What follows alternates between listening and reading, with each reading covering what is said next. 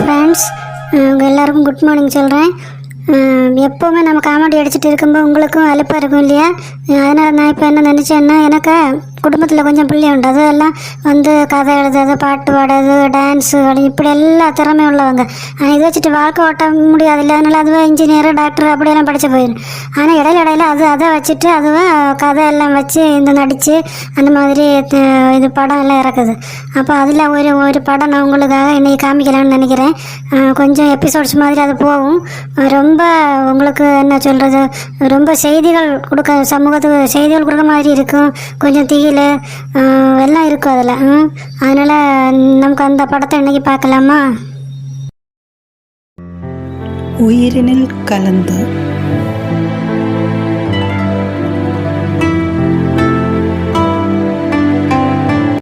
பார்த்து ரொம்ப நல்லாச்சே தம்பி, எப்படி இருக்க? அதை ஏன் கேட்குறீங்க மாமா? ஏதோ இருக்கேன். என்னோடய வாழ்க்கையோட சோகம் என்னை பெரிய ஒரு குடிகாரனே ஆக்கிடுச்சு. இப்போ டாக்டர்ஸ் கூட எனக்கு ஆயுசு ரொம்ப கம்மிங்கிறாங்க. அதான் தாராவை பார்க்கலான்னு வந்தேன். என்னோட பொண்ணை பற்றி உங்களுக்கு தெரியும் இல்லையா தம்பி? அவள் இப்போவும் அதே பிடிவாதத்தோடு தான் இருக்கா. அவளுக்கு கல்யாண வாழ்க்கையை வேண்டாங்கிற. கடைசியாக ஒரு தடவை கூட முயற்சிக்கலான்னு தான் வந்தேன் மாமா. எனக்கு சுத்தமாக நம்பிக்கை இல்லை தம்பி. அவளை கொஞ்சம் கூப்பிடுங்களேன், நான் அவள்கிட்ட கொஞ்சம் பேசணும். தாரா, கொஞ்சம் எங்கே வாயம்மா. நீங்களா? ஏன் வந்தீங்க? என்னோடய வாழ்க்கையை பற்றி உனக்கு நல்லாவே தெரியும். இனி எனக்கு கொஞ்ச நாள் தான், டாக்டர்ஸ் சொல்லிட்டாங்க. கடைசி முயற்சிங்கிற மாதிரி உன்னை என்னோடய வாழ்க்கையில் ஒரு தடவை கூட வர நான் கூப்பிடுறதுக்காக வந்திருக்கேன். அதுதான் இல்லைன்னு ஆகிப்போச்சு.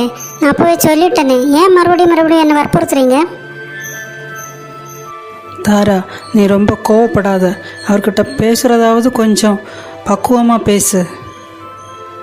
ஒரு மனிதனுக்கு ஒருக்க சொல்லலாம், 2 வாட்டி சொல்லலாம். நான் என்ன நினச்சனோ அதுதான் வாழ்க்கைங்கிற மாதிரி அவர் இருக்கிற பாருங்க. என்கேஜ்மெண்ட்டுக்கு முன்னாடி நான் சொன்னேன், எனக்கு மன வாழ்க்கையில் இன்ட்ரெஸ்ட்டு கிடையாதுன்னு. வற்புறுத்தி அவர் கல்யாணம் பண்ண வச்சார். சரி, நான் எனக்கு இஷ்டம் இல்லாமல் தான் கூட வாழ்ந்துட்டு இருந்தேன்.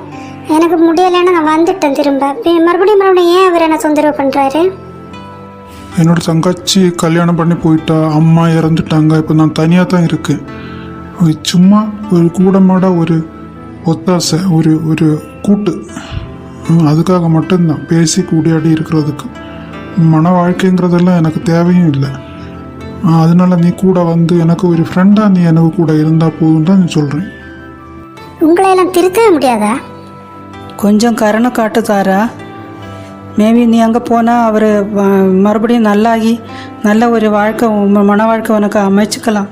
எனக்கும் சந்தோஷமாக ஆறுதலாக என்னோட கடைசி காலத்தில் நானும் இருந்திருப்பேன் இல்லையா? மன வாழ்க்கைங்கிறது சும்மா வற்புறுத்தின் பேரில் அமையக்கூடாது இல்லைப்பா.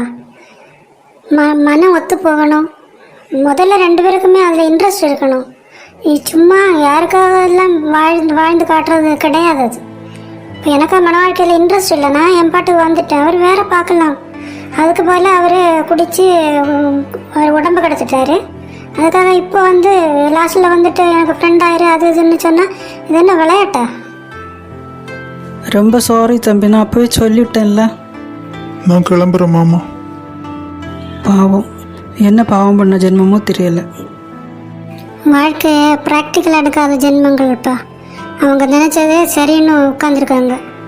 அவருக்கு எனக்கு மன வாழ்க்கையில் இன்ட்ரெஸ்ட்டு கிடையாதுன்னு என்கேஜ்மெண்ட் அப்போ நான் அதுக்கு முன்னாடி சொல்லிட்டேன். அப்போ ஒரு வேண்டாம், இன்னொரு பொண்ணை பார்த்துருந்துருக்கணும், வாழ்ந்துருக்கணும். நல்ல வற்புறுத்தலின் பேரில் அவருக்கு ரொம்ப வயசாகி போச்சு, மன வாழ்க்கை அமையலைங்கிறதுனால என்னை வற்புறுத்தி அதுக்குள்ளே கொண்டு போயிட்டார். எனக்கும் இன்ட்ரெஸ்ட் இல்லை, நான் வந்துட்டேன். அப்போ அவர் வாழ வேண்டிய விதத்தில் அவர் வாழலைப்பா. என்ன ஏன் தப்பு குறை சொல்கிறீங்க? அம்மா இல்லாத பொண்ணு நீ. நான் எப்படியோ என்ன கஷ்டப்பட்டு வளர்த்திட்டேன். கடைசியில் பார்த்து எனக்கு நான் இறக்கும்போது மனவேதனோடு இறக்க வேண்டியிருக்கு. பார்த்தியா, உனக்கு ஒரு வாழ்க்கை அமையலைங்கிறது. நீ எல்லாத்துக்கும் இப்படி அடம் பிடிச்சிட்டு இருந்தா நான் என்ன பண்ணுவேன்? கல்யாணம் ஆனாத்தான் வாழ்க்கையாப்பா. எவ்வளோ பேர் கல்யாணம் பண்ணாமல் இருக்காங்க இல்லையா? நம்மளுக்கு இன்னும் ஒரு வாழ்க்கை நாமளே அமைச்சிக்கிடலாம். அதுக்கு ஒரு துணையெல்லாம் தேவையெல்லாம் இல்லை. நான் அதில் தான் நம்புகிறேன்.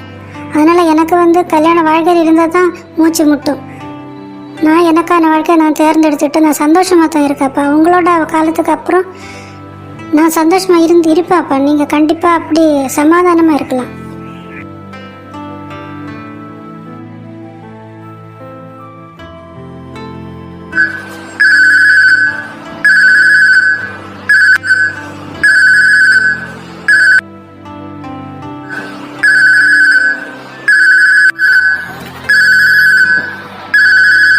ஹலோ, யார் பேசுகிறீங்க?